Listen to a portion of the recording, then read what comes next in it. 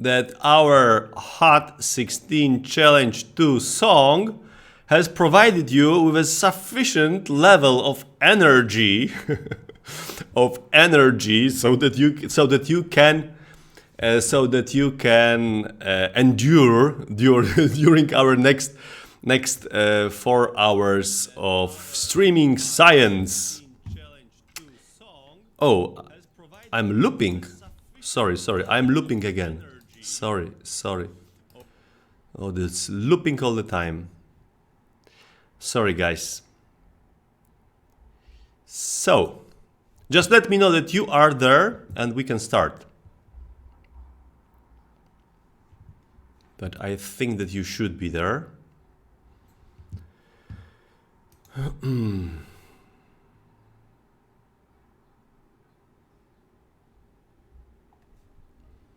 Okay. Are you there? Hello? You are not there?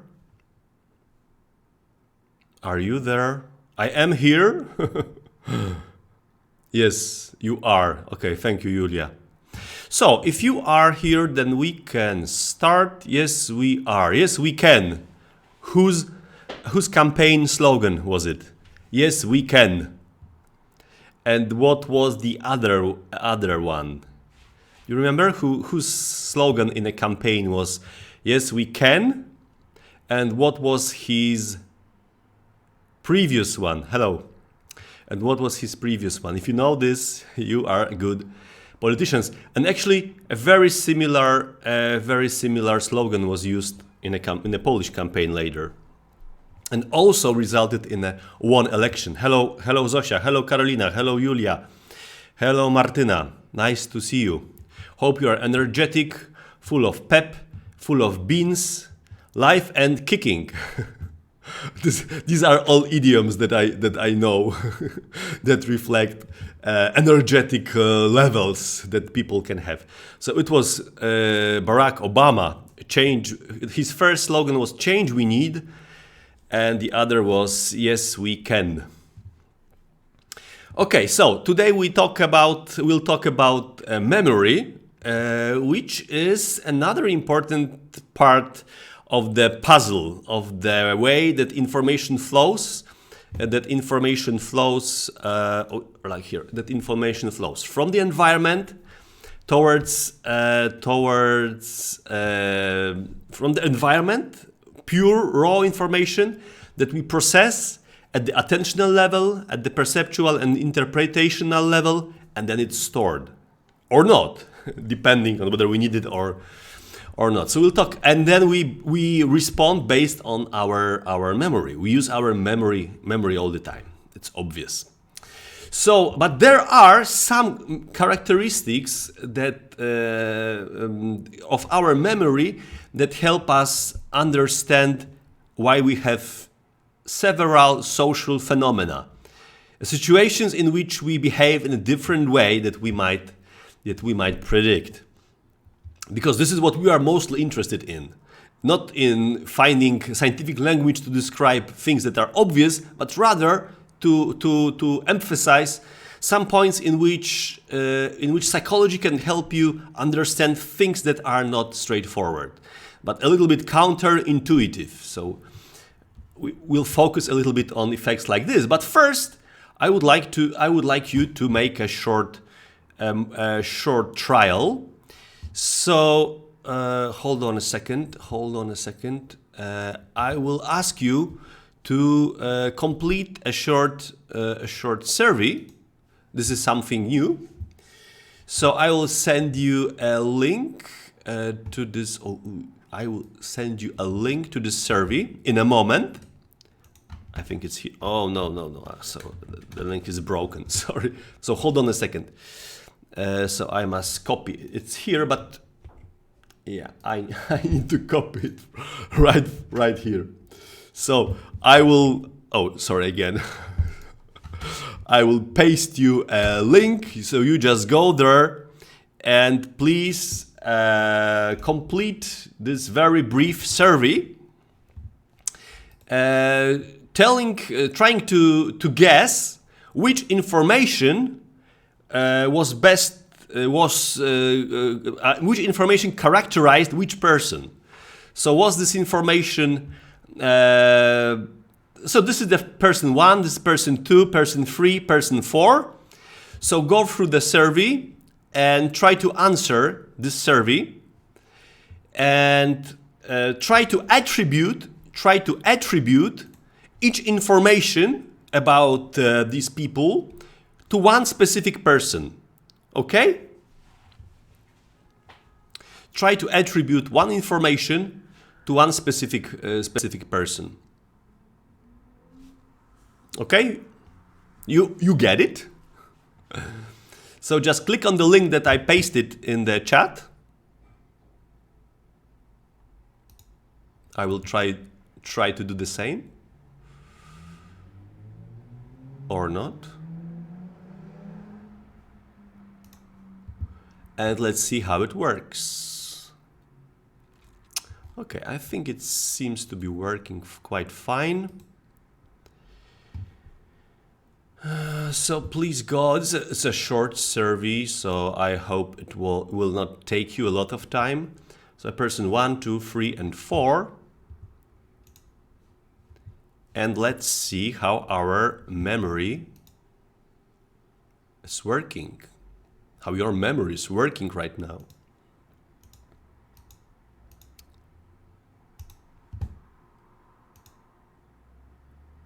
Okay.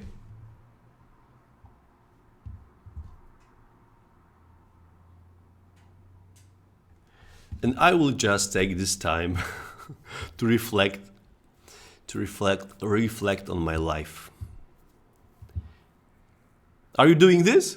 Because I have no feedback from you. Are you doing this?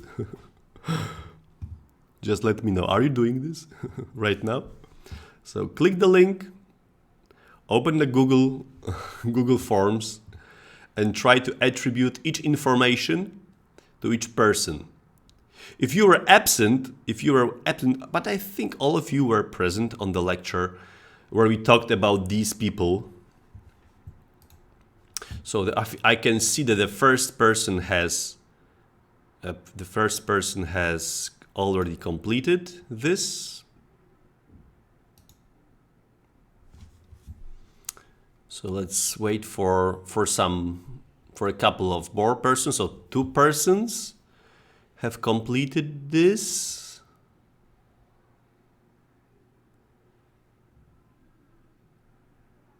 That's interesting. Okay, so the results will be quite interesting.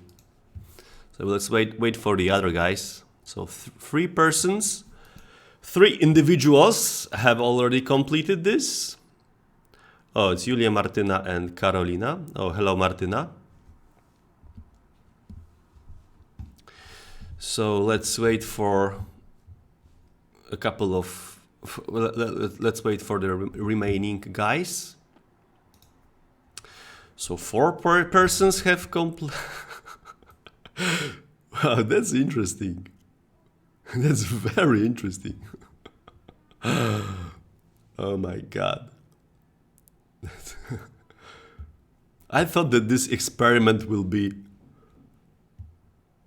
not much to talk about, but it seems that the results will be very intriguing and a good starting point for our discussion regarding social memory.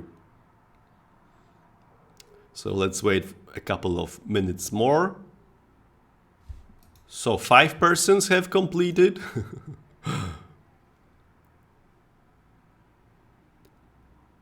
Okay.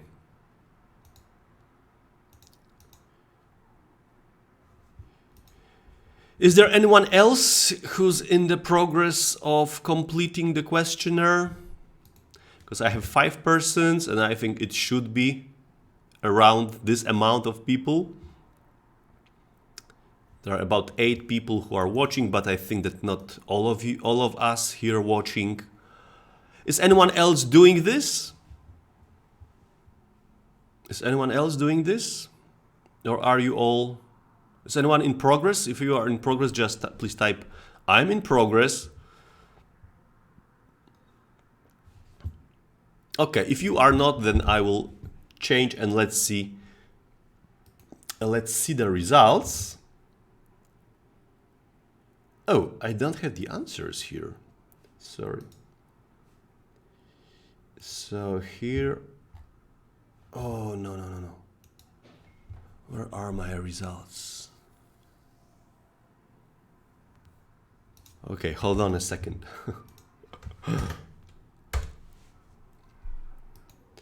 Oh, 6 persons. Okay, so you can see the results. Was there anyone who was absent and still completed this questionnaire? Hope not. But still, guessing would also be interesting here. So here are the results. And so the person 1, 2, 3, and 4. So blue, red, orange, green. And so there is quite a huge discrepancy. So you attributed the being an aspiring novelist to, well, to everyone actually. Really? Seriously? Can I do it like this? Okay. So you think so? Was it easy or difficult for you to attribute this information? Were you guessing or were you aware what are the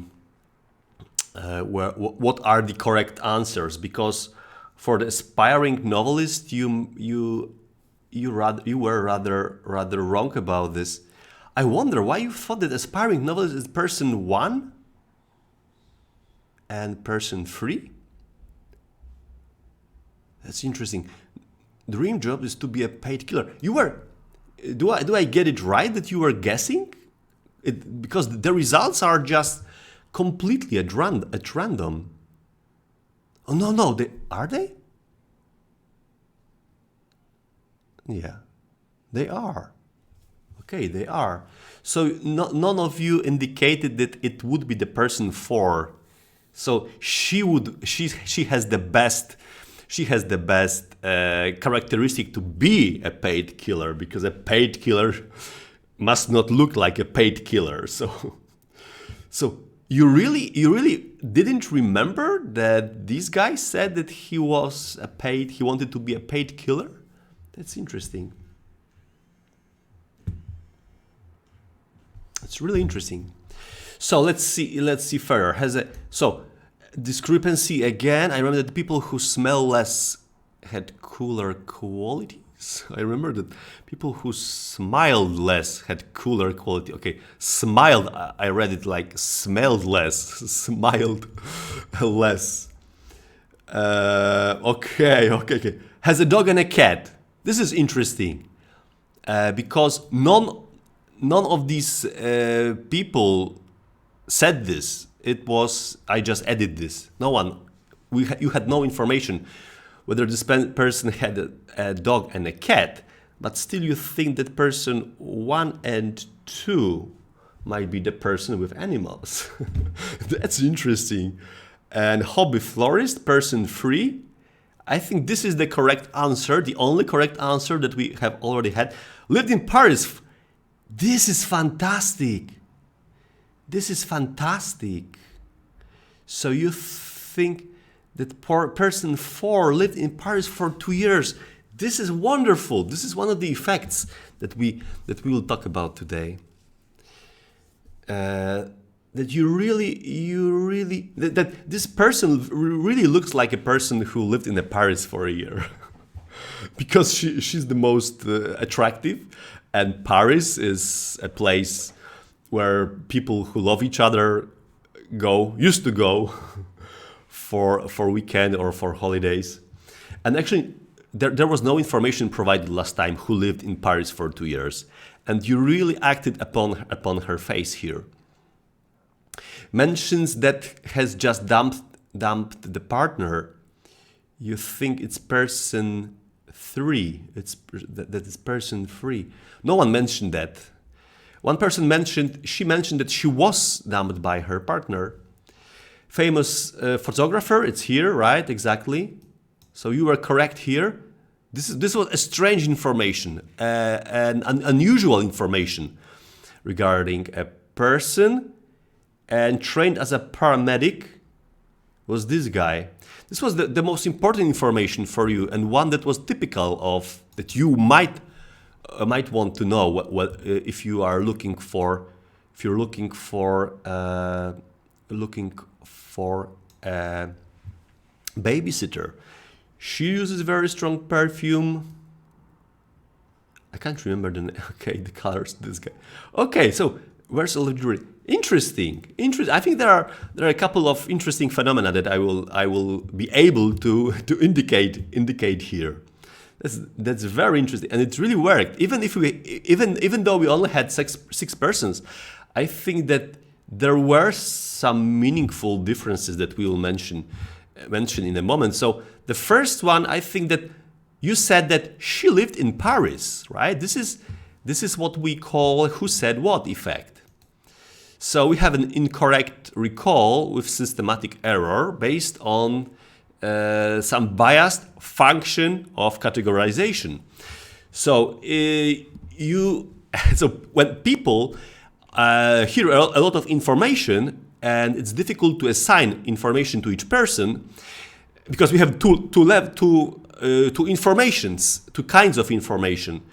One information that says what was said, and the other information is who said this, whose this information characterizes. And in such situations, when you are jammed with information, you tend to refer to some stereotypical categorization and assign information not to who said this, but assign information to who might say this based on the stereotype. It's better than, I think in general it might be better than assigning information at random, but in many cases it makes us increase the intensity of our stereotypes. So if you had this stereotype of this girl 4, that she is beautiful, romantic, and that you might be much more likely to assign Paris to her. And I'm really happy that you did this. So we had an instance of who said what effect a moment ago, even though we only had 6 persons. So we are here, storage and retrieval memory, how our knowledge is organized. So we're quite heading towards the end of the story. So we can see the end of the story, which will be the errors that we do while thinking about, while processing information, while drawing conclusions. But we are still quite advanced in the process. So I think if we manage to go smoothly today and smoothly next week, it will be it, and we will be ready to pass the exam. Okay, so I will be ready to pass the exam. You still need to revise this knowledge. So a couple of words. I know that you are cognitive scientists, so you probably know more about this, but I just wanted to make sure that we are on the same page. So our memory, the process of our memory is based on storing information. If the information is stored and we want to use it, we need to search, and we need to find the specific information that applies to the situation, and then we need to retrieve it. So in, searching, and out. It's efficiently organized. So it's generally fast and effortless. Or if you are passing an exam, and you need to access not everyday social information, because this is what our brain is for our social interactions. But if you need to access to some more general scientific knowledge, then no wonder that you need to use a lot of effort, and it takes a lot of time to arrive at the right information. But in most situations, use our memory effortlessly, right? Effortlessly. You don't need to sit and like, I must recall who this person is. This process is effortless, automatic, and really fast. We have all sorts of data stored in our memory, like iconic, echoic, haptic, so related to touch, and things like this. So we have short-term memory and long-term memory. Short-term memory is the one that we have very easy access to, and it's immediately related to what's going on around us in this particular moment. There used to be this magic number 7 plus 2 chunks of data that we can store in this region of our mind. More recent research shows that it might be a little bit less than this.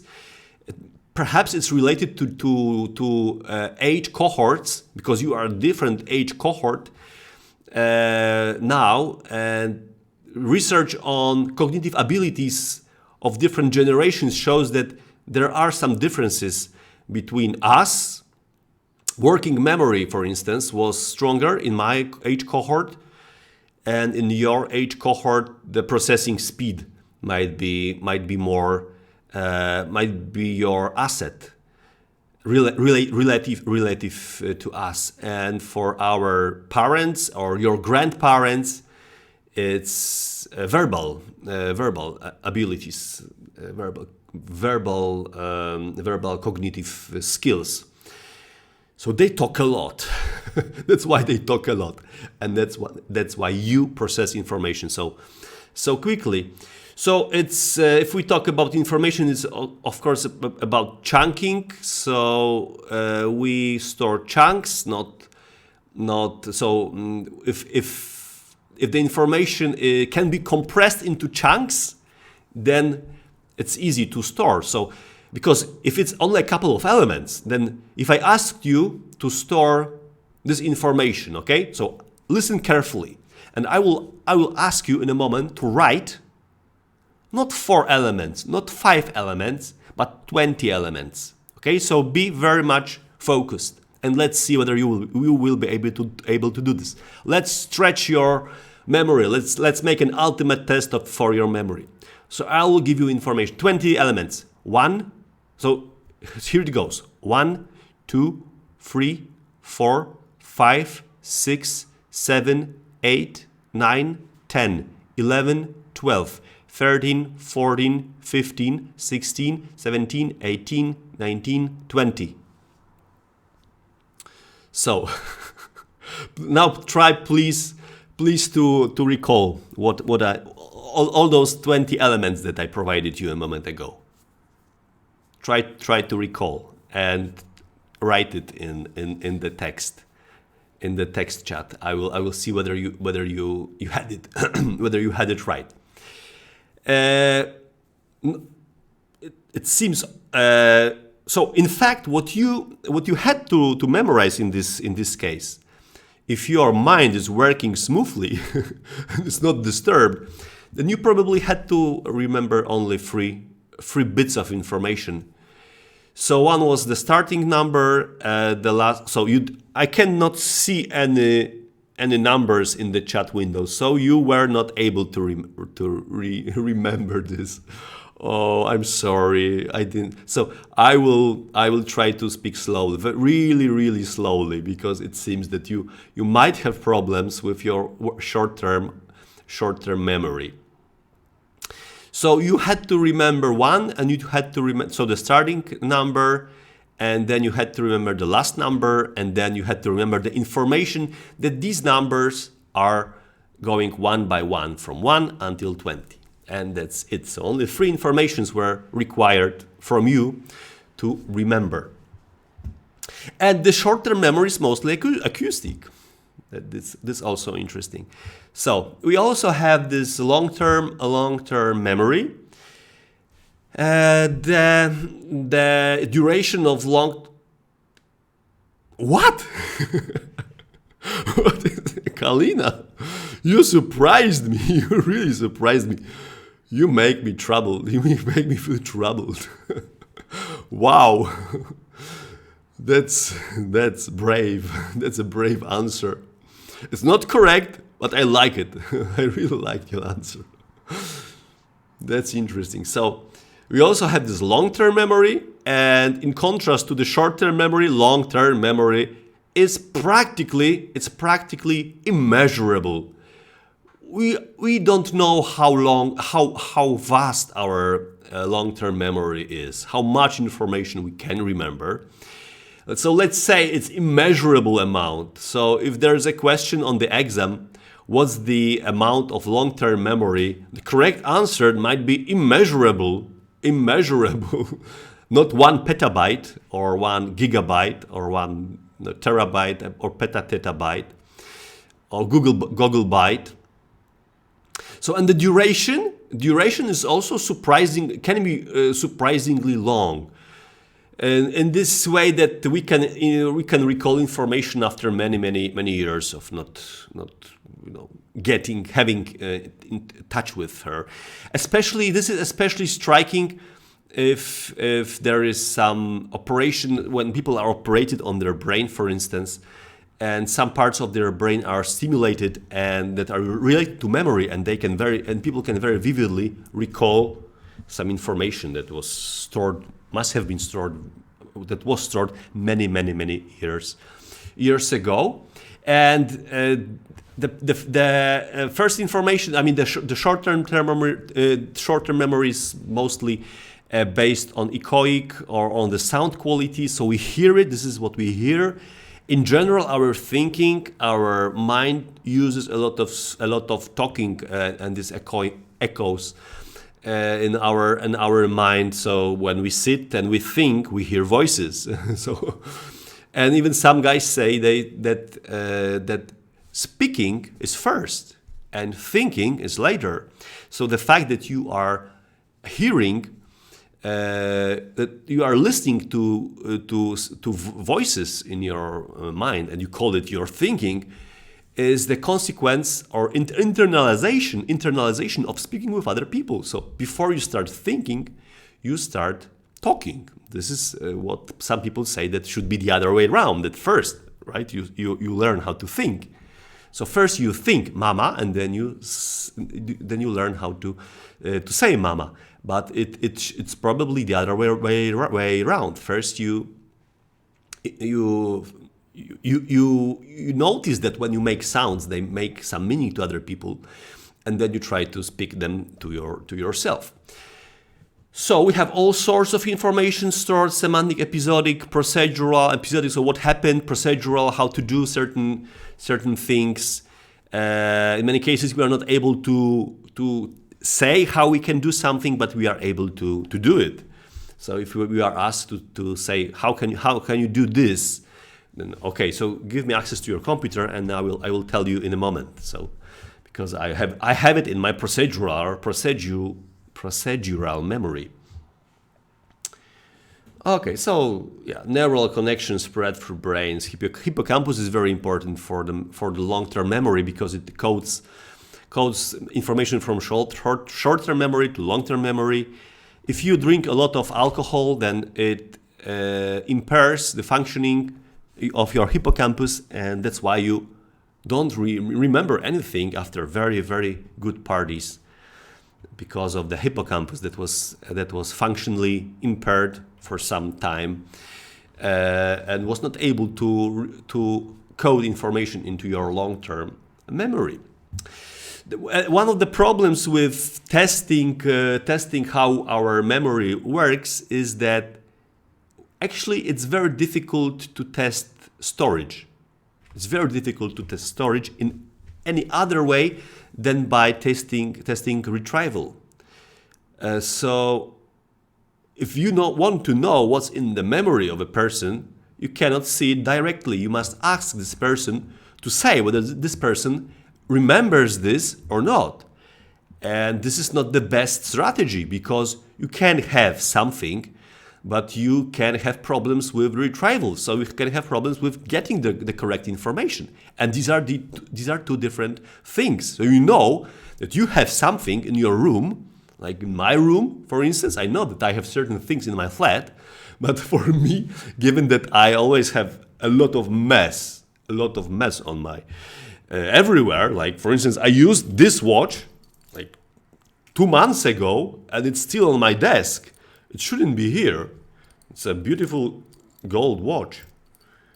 It costs like it costed about 60 zloty. So the gold has increased. The value of gold, so it's probably worth about 120 zloty now. So the fact that you cannot access something does not mean that, or retrieve does not mean that you don't have this kind of information in your brain. So this is a problem for the research on memory, because we have no other access. We cannot check whether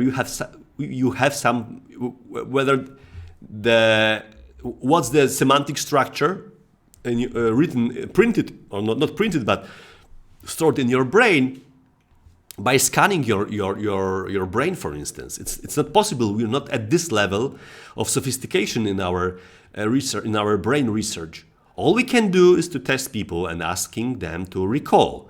And there are 3 levels of this that are worth mentioning here. One of them is try to recall, right? Try to recall, try to recall some information. For instance, what's the name of the famous Polish singer whom I mentioned in my Hot 16 Challenge 2 song?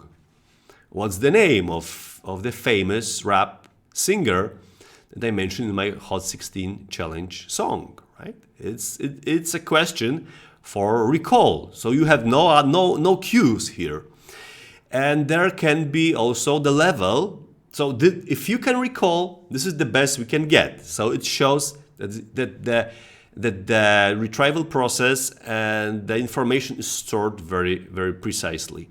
But we can have another level, right? The level of recognition. So I can provide you.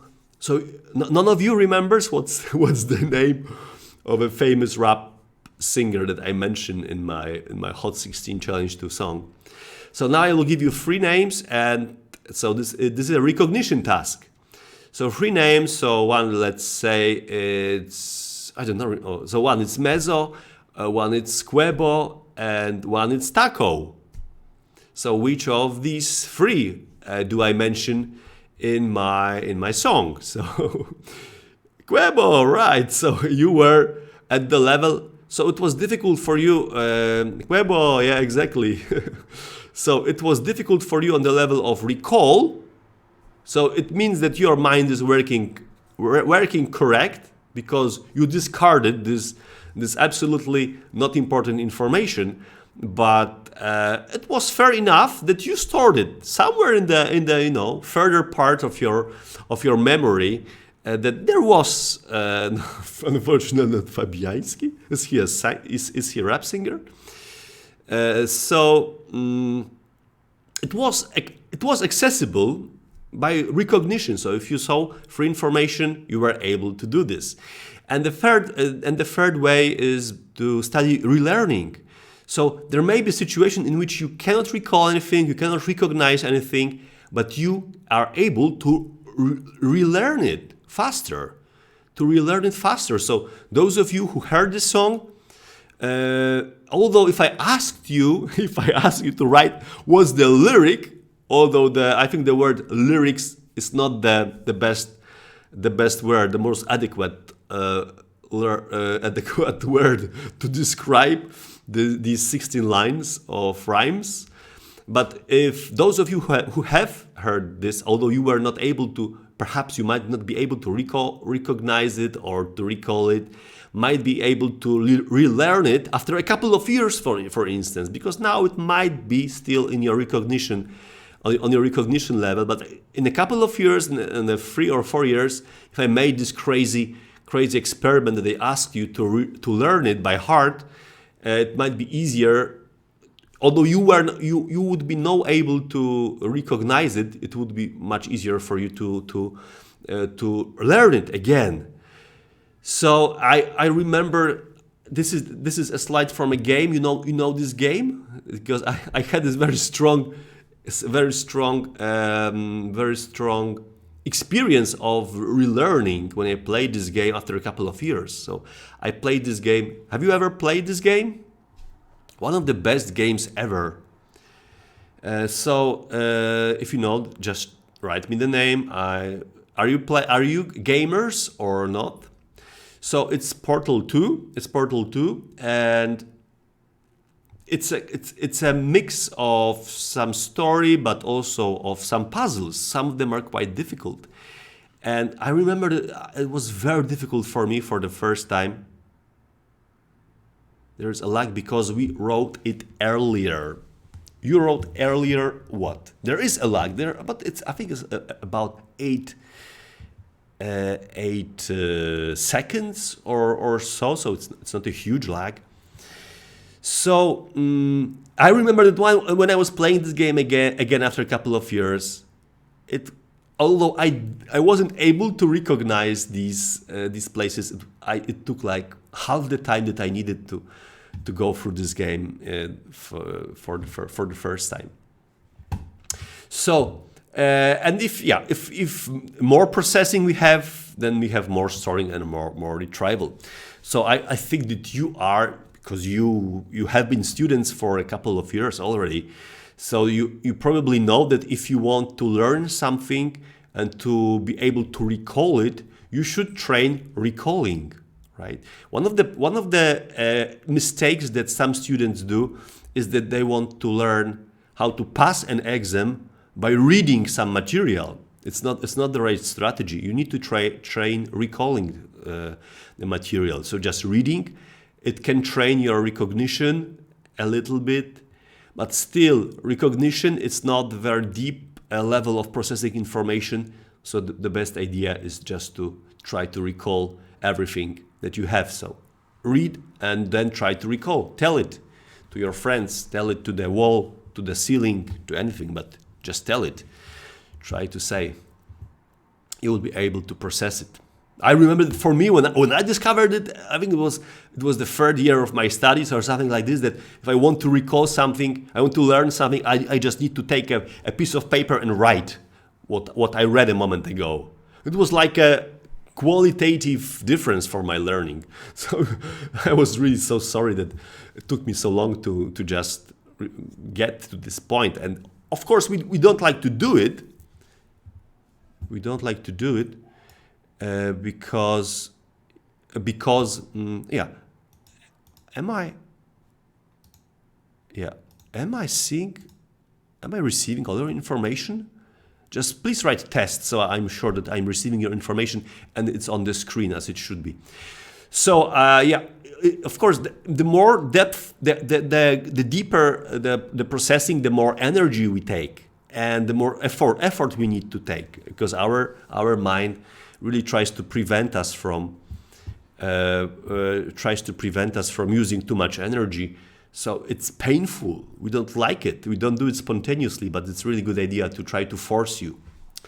So one of the most important things to remember about memory is that is the way how we store information, and then that we use specific test. So okay, it's on the screen. Thank you, Julia. So okay, Carolina, you also. Yeah, but the lag is quite longer than I previously thought. So the elementary organizational unit of our memory is a category. What's category? It's an abstract. It's an abstract representation of similar stimuli. We process so much information that we really needed to devise some. I'm the one who is lagged. I don't know whether you are lagged more than the other guys. I cannot do anything about this. I'm sorry. So we really need to devise a way to store huge amount of information. So the idea is, are we able to store a lot of information at the cost of precision. So, is there a way that we can store a lot of information about people and be effective at this, but at the cost of at some cost of precision? So we seem to store information in abstract way. So we have a person. So you see these girls here, for instance, and you immediately are able to know a lot about them, right? To know a lot about them, because you retrieve from your memory the categorization of a hunter, the category of a hunter, and you immediately say, okay, these girls are hunters, and hunters are, and that's it. So, and then if you, with time, if you receive more and more information, you will be able to say, okay, so she's like a hunter, but this and that. So it helps us to increase our predictive abilities. So because if once we retrieve a category from our mind, we assign it to a person, we are able to predict how this person is going to behave in the future. What's the probability of him or her to behave in the future? And we have all sorts of categories, and many of them are social categories, like a profession. So what you can expect from a professor, for instance, if we talk about professions, can you expect him to sing rap songs, or gender, ethnicity, religion? And of course, if something has good qualities, it also probably has some bad qualities. So it produces some errors that we might have, like fallacy, stereotype, or superstitious beliefs. So categorization serves compression of information. Compression of information is vital. So if we say it's a joke, like he's like Stephen Hawking minus intelligence plus walking. Right? Okay, this is how we can categorize a person. He's like Stephen Hawking, so we retrieve information about Stephen Hawking, and then we adjust it. But he can walk, and he's not that intelligent. Okay, this is a ridiculous form of categorization, of course. And how important and how possible it is to compress information. We see it every day, like the signal that you receive on your computer. We wouldn't be able to feed it to your computers if it hasn't been compressed dramatically. So the signal that my camera here receives at your computer screen displays is insanely compressed. It's insanely compressed. How is it? How do you do it? So, like raw data, for instance, right? Raw data is 370 megabytes per second. Per second, right? It's a huge amount of data. No internet connection would be able to process it. But if you use compression, one of the most popular compression formats, H.264, then it's compressed up to 1500 times efficiency. It's insane. So a very similar thing that's going on in our mind when we use categorization to move around our environment. It wouldn't be possible without this. And the strategy for compressing video signal is very similar to the way of using categories, because a computer uses one frame and asks what has changed in the next frame. What's the difference? What's the difference between this frame and the next frame? And if there is no difference, then then the computer says that doesn't send all the information again and again and again and again. It just writes and the next frame, and you receive 30 frames per second, and the next frame is the same or almost the same only this pixel and this pixel and this pixel and this pixel has changed into this direction. So this is the way how it works, and our mind very much reflects this sort of information that we use categories, right? And we use categories all the time, and this is why in our social life, why our social life is so annoying, that we need to refer to something, that we really need to refer to something from the very early moment of our life, right? A new child is born, and we see, one of the most intriguing puzzles or social games that people do, rather than watching at the child and talking about the child, is talking about the child in comparison to his or her parents. This is what they do all the time. It's so annoying. Does he look more like his father or like mother? Which is ridiculous, because in most cases kids are much more similar to kids. I mean, to newborns. More than their fathers or mothers. I remember that when my youngest son Alex was born, my wife, like after 30 seconds or immediately after she saw him, she said, "Oh, he's so much like you. He's so much like you. He resembles you so much." So it was ridiculous. I would ask, am I that ugly? Are you serious? Am I that ugly? This creature is ugly.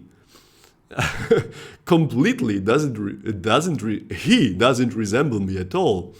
So, but this is what we do all the time, right? He's like his father. He's like his mother. And then after a couple of months, okay, now he's more like his mother. There is this theory that children, when they are born, they resemble their father more, or people have some tendency to notice the features that make this newborn more similar to his father, because some evolutionary guys say that this is an evolutionary mechanism, because it might be a good idea if men were more motivated to perceive the child as their own. Because they biologically can never be certain of this. Nowadays, women are also not some women cannot be certain of this.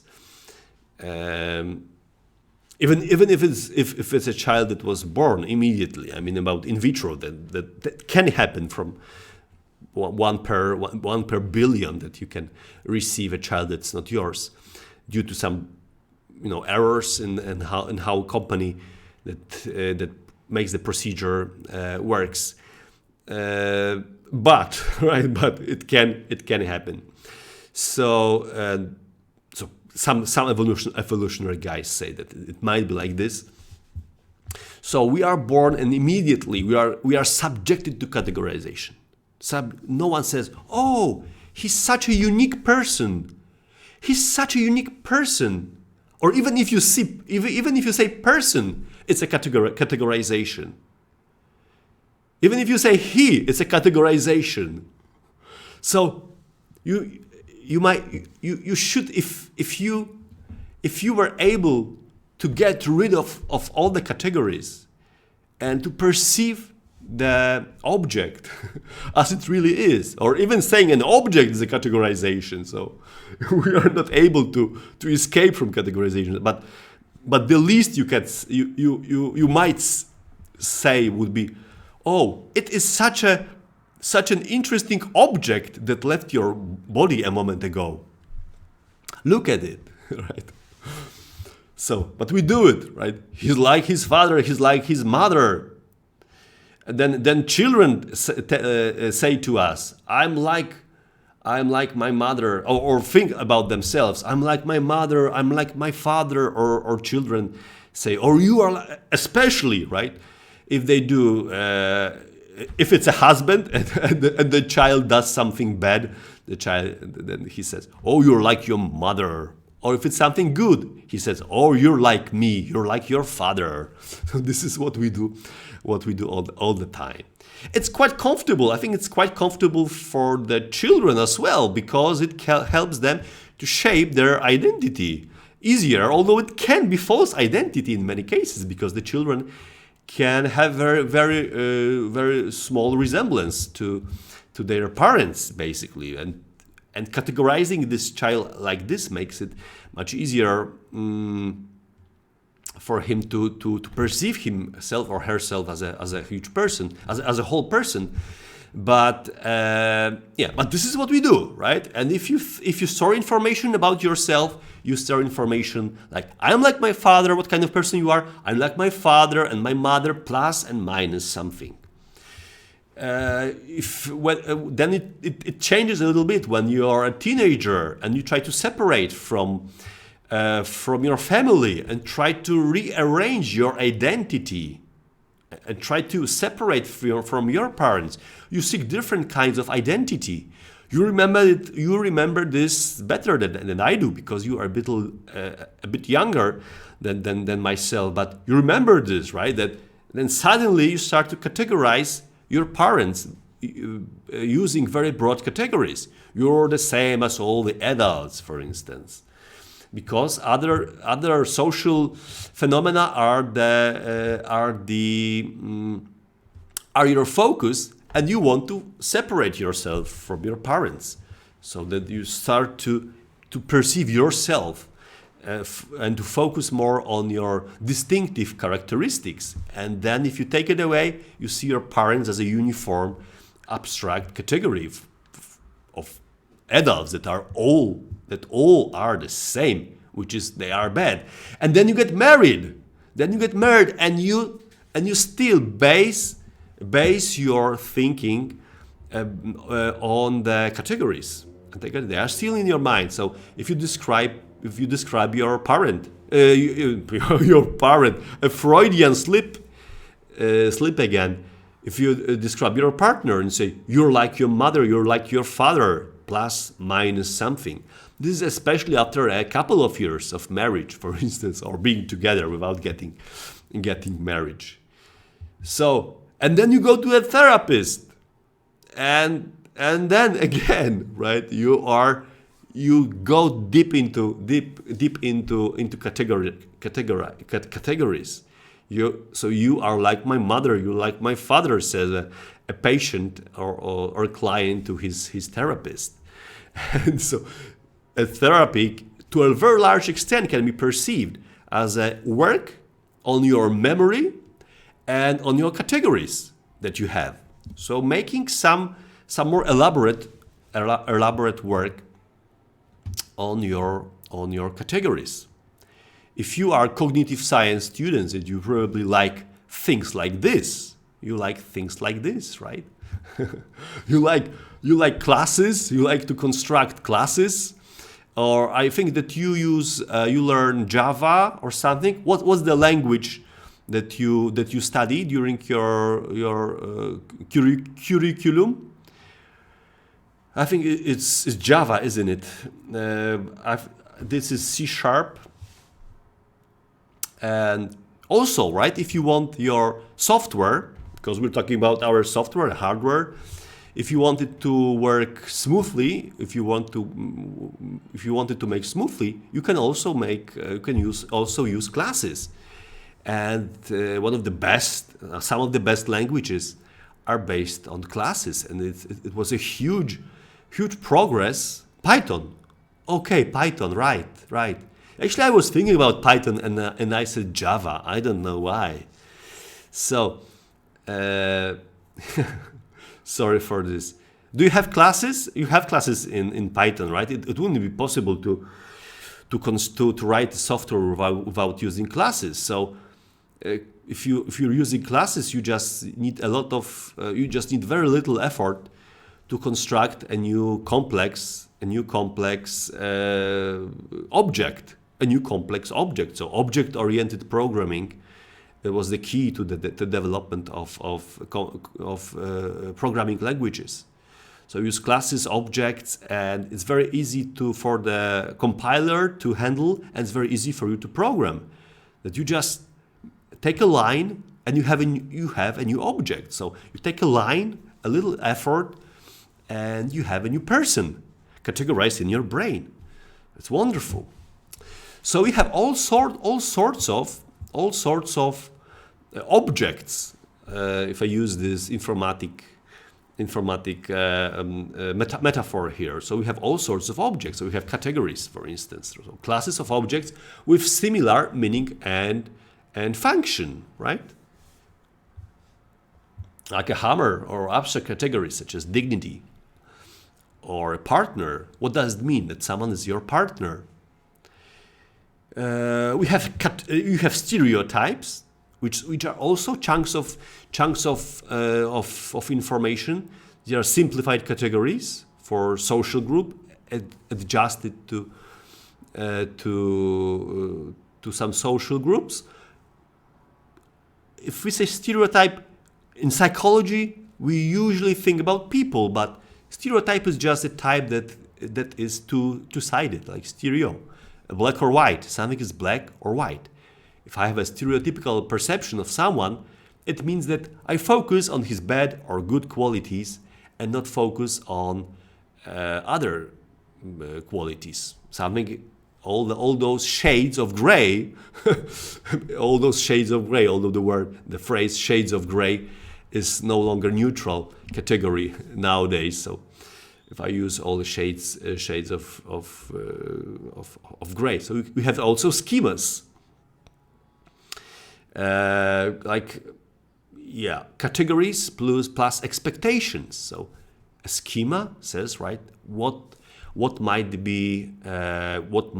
happen in such situation, what could I expect from this person, not only what kind of person this person is, but also what can I accept for him. I have more schematic perception of this person, a little bit more elaborate.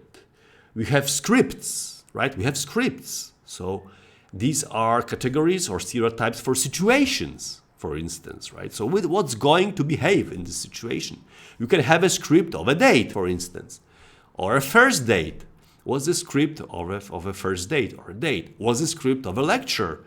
You have a very clear expectation what will happen during a lecture. And there will be some introduction, then I will mention my channel, and then I will mention my songs, and then I will start with some short exercise, and then I will start with the boring stuff, and I will mention my channel again at the end of the lecture. So that's a script for my lecture. Cognitive maps also, right? Like spatial organization of concrete objects in visual mobilities. Or some associative networks, all sorts of structures that we have in our mind, right? So, if then we want to describe something, and if we want to remember something, what was this situation like? What was this event like? Right? What was this lecture like, for instance, or what was this date like? So, you say, okay, so it started information.